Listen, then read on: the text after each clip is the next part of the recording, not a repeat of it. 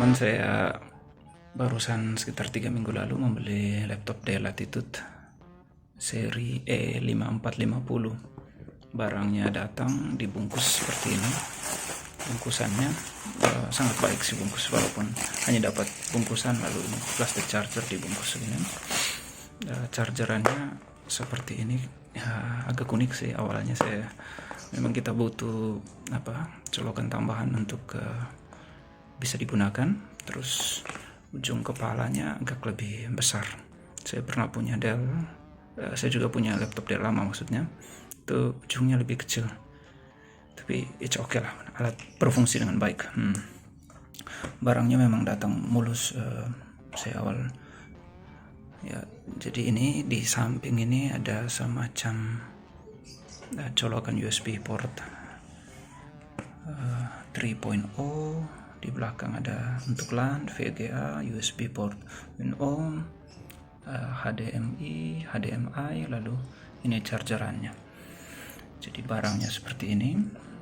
Sisi belakangnya, kalau memang agak sedikit di depan agak ini ya, karena memang jari saya pakai, mungkin ini juga ya, tergantung sih apakah ini bisa dilihat sisi lemah. Saya tidak copot dia punya ini karena saya pikir saya hanya mau mengingat karena barangnya masih oke. Disebut di sini i5 5300. Ini saya juga kurang tahu dia punya kode, tapi yang pasti ini tulis ini Dell 5450, i5 Gen 5, 8GB, SSD 256. Nah, itu speknya. Menariknya memang laptop ini bisa dibuka satu tangan kayak gini. Ini unik menurut saya. Lalu bisa direbahin juga ini sampai berapa derajat ini, jadi kayak lumayan lah. Dia punya tampilan di dalam seperti ini tampilannya ya. Masih ada trackpad. Cuman memang karena waktu itu saya beli, saya cukup antusias ketika barangnya tiba, mulus dan tidak ada, dari si tampilan tidak ada masalah. Lalu begitu saya mulai ngetik, lalu saya mulai menyadari satu hal yang unik di sini. Dua sebenarnya. Pertama ada trackpad, saya tidak pernah pakai sebelumnya, tapi saya juga tidak pakai, tapi yang menolong justru karena ada ininya. Ini seperti fungsi di mouse yang biasa lah, tapi kita juga punya pilihan lainnya di bawah ini. Jadi, dan ini menarik, dia masih empuk sekali menurut saya.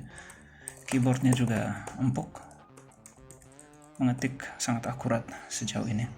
Tapi kalau yang menarik tadi, yang maksud saya mau saya sampaikan, kalau diteliti, kalau teman-teman hafal, ini biasanya tulis QWERTY di sini, dan ini angkanya Z.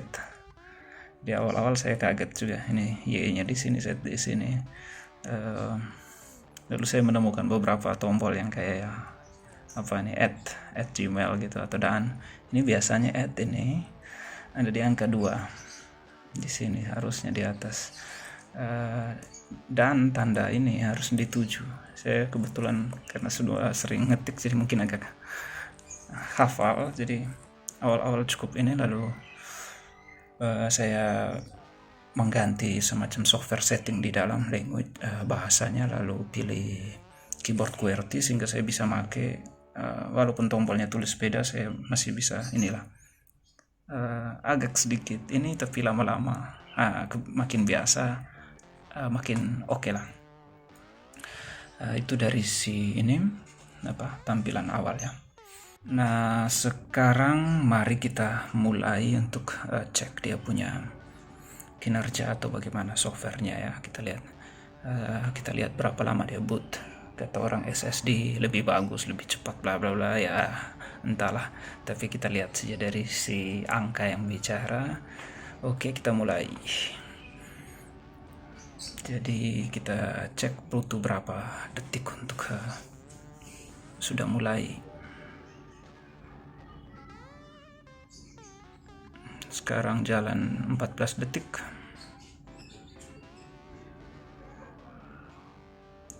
Dua 20 detik.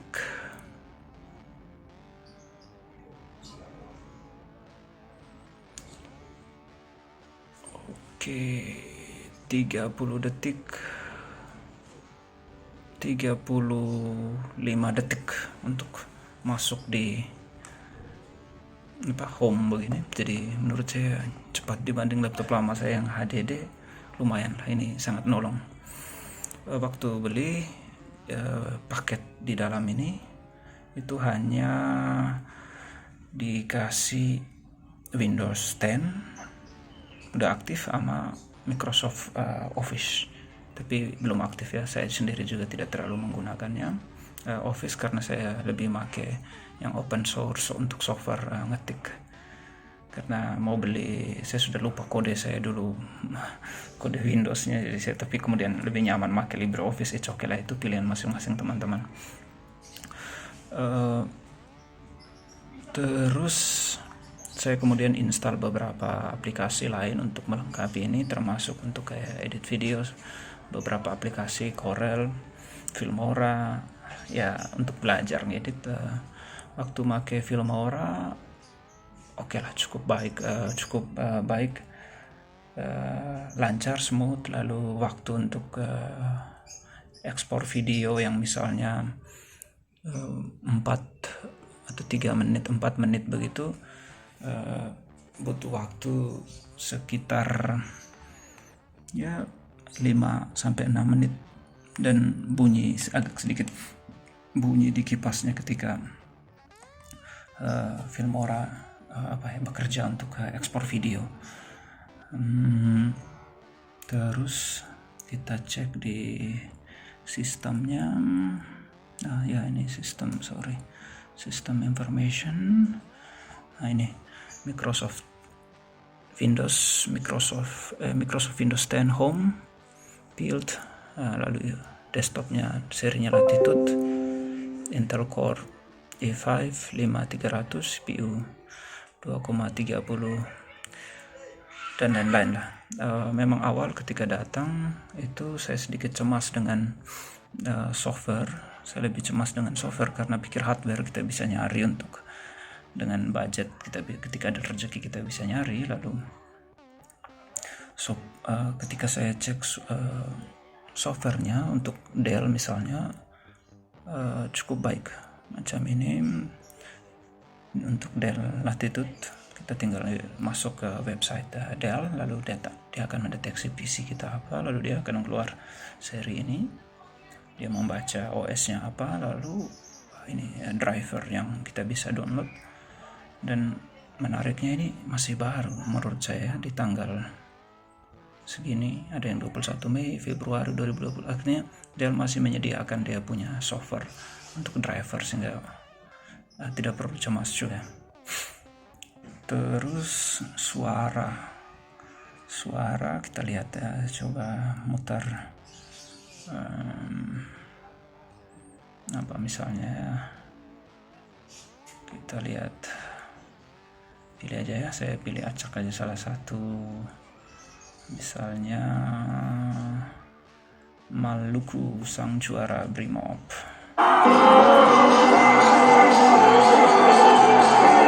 Ini di level 70, memang agak sedikit cemprang tapi berfungsi baik. Speakernya ada di sini 2, di sini sama di sini. Oke, kemudian mari kita lihat dia punya performance. Ini untuk CPU Intel Core, ini RAM 8, bisa di-upgrade hingga 16, SSD 256 GB. Kinerja overall oke. Hanya memang kendala untuk dua ini, untuk laptop ini menurut saya kendalanya cuman ada 2. Umumnya saya puas secara umum. Kendalanya cuman keyboardnya yang seperti ini, biasanya QWERTY, ini QWERTY Z, ada Z di sini ya.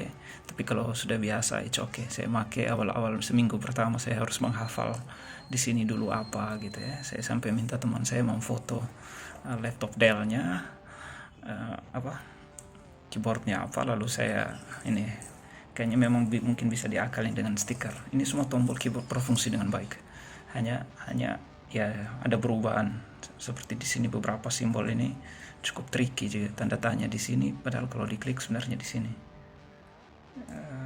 Misalnya ini ya, shift keluar tanda tanya macam begitu. Atau mungkin teman-teman mau lihat kali ya, ini kita perbesar aja sebentar. Misalnya 1 2 3 4. Nah, ini jalan angkanya oke, benar semua 0, tapi di angka ini ya. Nah, yang menarik adalah ketika kamu biasa ketik add, nah ini nongol add tapi di sini tidak ada. Nah, itu saya setting sih pakai software mengganti pilihan keyboard ke yang QWERTY sehingga bisa memakai tombol ini. Kalau tidak harus pakai ini. Saya sampai googling nyari di beberapa sumber, dia harus tekan Ctrl atau Alt, ini saya sudah lupa, kayaknya Ctrl baru pakai. Jadi keyboardnya yang berbeda itu pertama. Kedua, baterai ini kayaknya memang mungkin harus diganti jika untuk dapatkan dia punya performa terbaik. Seperti ini dia bilang 9 jam 30 menit, tapi kalau dipakai mungkin 2 jam 3 jam dia sudah minta untuk diisi. Terus ya saya pikir hanya 2 itu karena kipasnya memang awal-awal panas, ketika drivernya diupdate dia oke sih, dia jadi lebih baik. Saya tidak pernah bongkar barangnya. Lalu memang kipasnya itu baru mulai kencang ketika semacam render buat video, mulai di finishing video begitu, mau diekspor keluar. Nah itu dia agak lebih terasa bunyinya. Tapi kalau macam begini suhunya biasa aja, hampir tidak terdengar suara kipas. Hanya kalau ini dia, itu pun harus kita dengar dekat-dekat ya, maksudnya telinga kita agak ke sini, lalu kita bisa dengar dia berputar agak lebih semacam kencang. Nah itu teman-teman untuk review singkat Dell Latitude E5450 yang saya sudah pakai 3 minggu. Sejauh ini barangnya masih mulus. Saya memang menemukan sedikit goresan di sisi kiri atau kanan ya, saya lupa, ada sedikit, tapi itu hanya kalau dilihat secara umum tidak ada masalah barangnya. Atau memang mungkin hoki juga ya beli barang begini. Ini mungkin bekas pemakaian, saya tidak tahu dia barang datangin dari mana. Atau ini saya belum tahu fungsinya. Ini kemungkinan dock tambahan. Kalau saya kemudian di sini installnya memang ada perbedaan juga. Oh ya, sebelum saya lupa, tadi kita lihat di dalam Windows Home, di sini Windows Pro, karena memang Dell Latitude itu laptop untuk kantoran atau enterprise business, dan biasanya di sini harusnya itu semacam ada kode Office Microsoftnya, tapi saya tidak, ini mungkin sudah lama lalu hilang, saya tidak bisa menemukan. Jadi kemungkinan besar ini diinstal baru oleh penjualnya, karena di dalam tadi Home, kalau di luar Pro. Tapi ya tidak masalah sepanjang dia aktif ya. Kalau dia tidak aktif baru pusing juga. Saya belum bongkar. Waktu dibeli dia garansi sebulan atau 8 hari, saya tidak ingat persis, tapi sejauh ini overall puas. Dan ya untuk beli laptop bekas saya pikir memang berjudi, ya mikir baik-baik lah. Saya kalau memang tidak butuh amat, Anda bisa cari yang baru aja sekalian supaya puas. Tapi kalau budget terbatas, memilih yang lama tapi kinerja oke juga tidak masalah sebenarnya itu. Tapi memang di tengah pandemi enaknya memang harus pergi lihat ya. Nah, oke. Itu sekian dari saya teman-teman. Selamat, makasih udah nonton. Sampai jumpa di video lainnya. Sukses terus, jaga kesehatan.